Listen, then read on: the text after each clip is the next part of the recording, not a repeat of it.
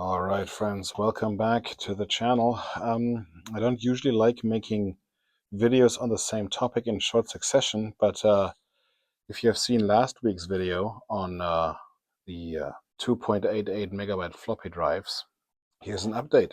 For those of you who don't know, I ordered these three 2.88 megabyte Mitsubishi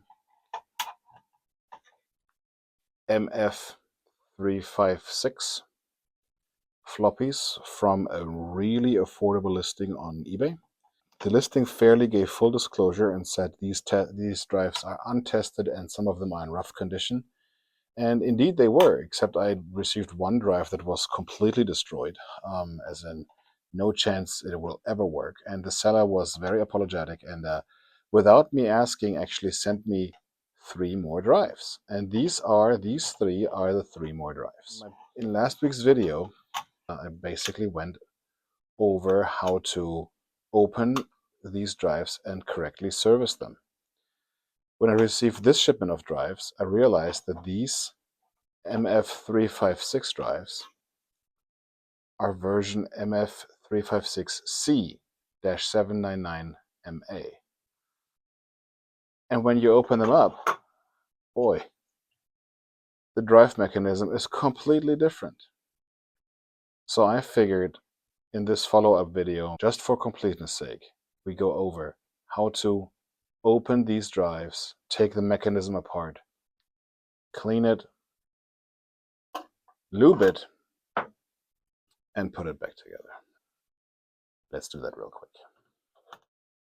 Oh, and before we continue, friends, we're still running a special on these MS-DOS gaming consoles. They have Sound Blaster support and USB hard drive support that show up in DOS as a regular hard drive, so you can just plop your USB stick in and transfer games over.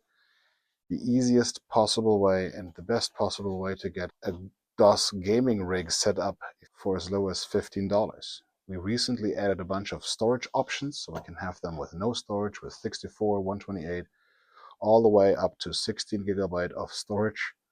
$10 off any storage option using the code Happy New Year 2026 at checkout.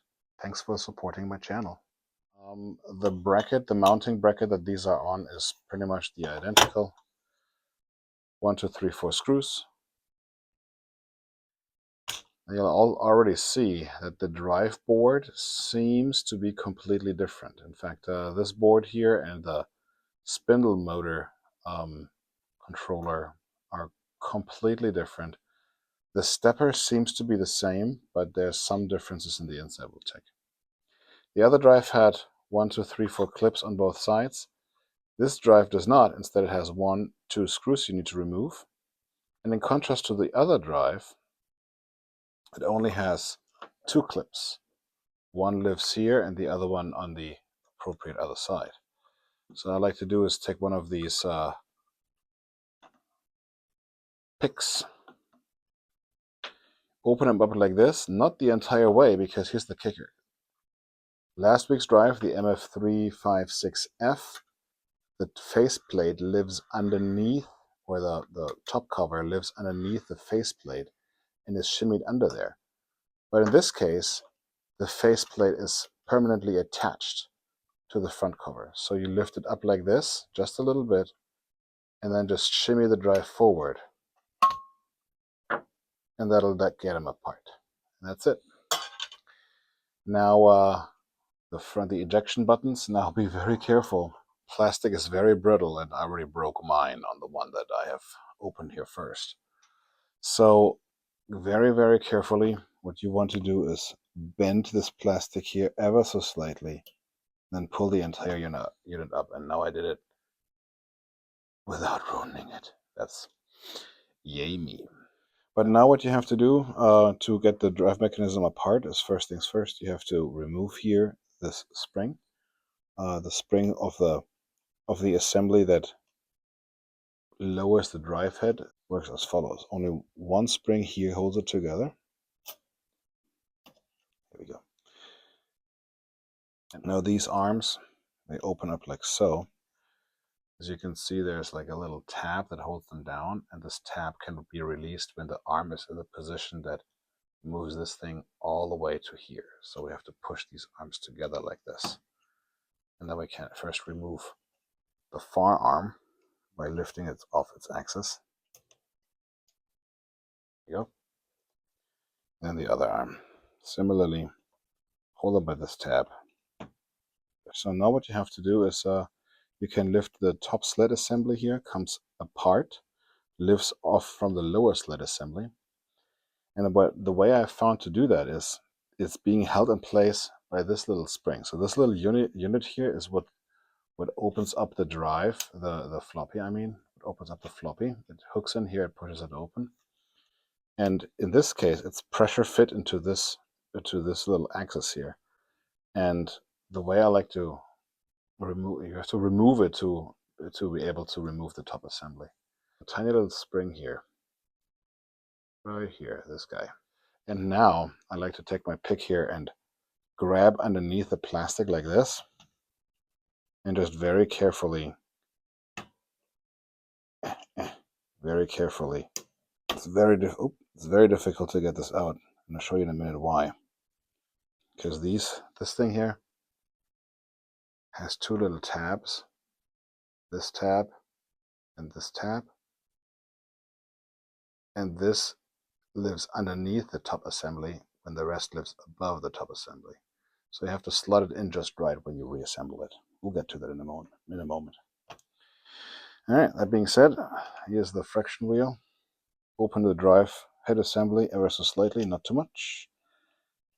Push on the eject button, push back, lift this guy up. So you have to lift it over like that. There's this. And then one more spring over here. So we have to release the spring so it is most relaxed state, like so. I'm gonna hold onto here, hook with my little pick underneath there, and then hook it. And I'm gonna leave this in place if I can, and I can push this all the way back and take this part out. That's it. There you have it.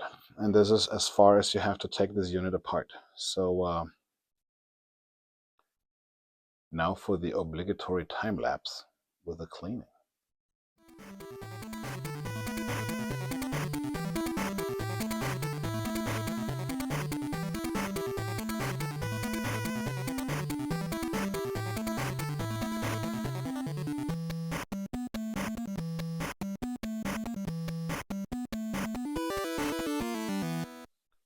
All right, so that was real time, by the way. That was 4 minutes and 40 seconds.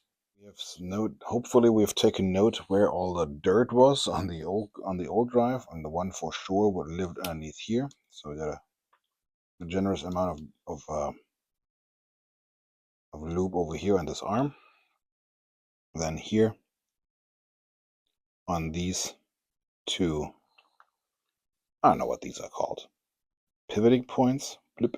A single drop is usually enough. And then even though we can see that,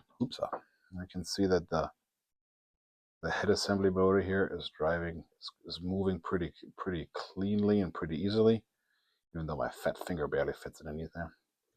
What I like to do is give it a drop of oil right there on the axis, and then another one that is closer to the motor, and move the axis over. Oh yeah, it's already much better. Assembly time, friends. Lower sled assembly. Freshly cleaned, nothing lubed, just, oops, goes this way, of course. This is the eject button. Slots in like so.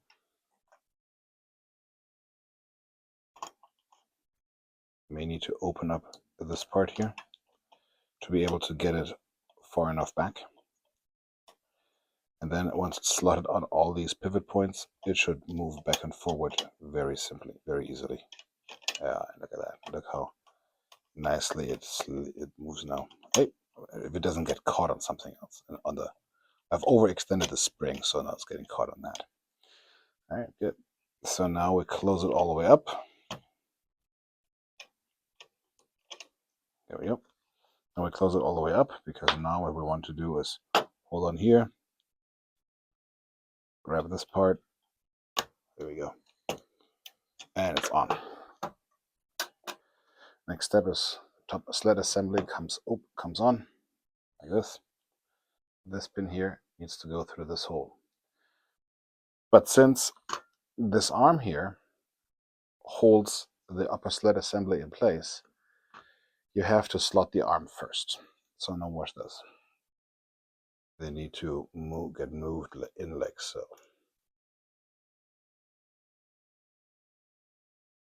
So that those two fingers live underneath the sled assembly.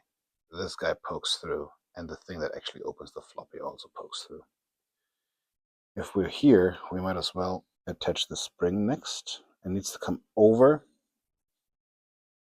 and under, like this. Good. And now we can slot in the assembly like this.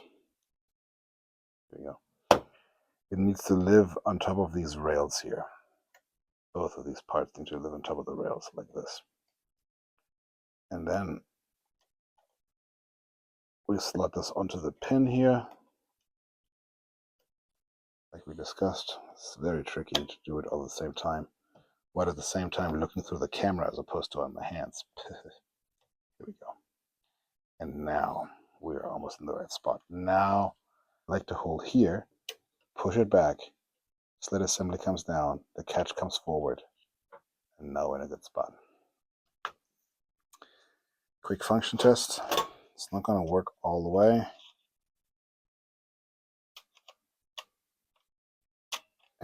Okay, and we're in a good spot. Once this guy is on, and you know it's in the right spot when you can see the piston, when you can see the pin come through here, then you know you're in the right spot, because now it won't come apart anymore. All right, all that's left to do is over to drive arms. This tab goes through here. Other side, same idea. Drive it open, put on the axis, find the place where you can slot the tab, front and back. Double check if they're in the right position. One of the things that could happen is that you accidentally mislot these arms, and then they're like this. And while it'll look like it'll be together, this is not correct, because this will not ensure that the drive head lays evenly on the disc, and it might be crooked, and then you will have poor reading ability or poor writing ability or whatever. So make sure they're slotted. The teeth are slotted correctly, which I guess. Put the spring back, and there's that. Quick function test. Oh yeah, look at that. Oh, look how far that thing jumps out now. New lube, clean the old gunk, and new lube. Wonder if we can yeet the floppy. 1, 2, 3, shoot! Now this guy goes back on. This guy goes back on. 2 screws, 4 more screws for that, and here we are. And this drive is also now fully functional and serviced. Dirty from the outside, but the inside works like a charm. Thank you very much for watching. If you need anything repaired, restored, or modded, call your boy Retro Byte Meister, retrobytemeister.com. Bye.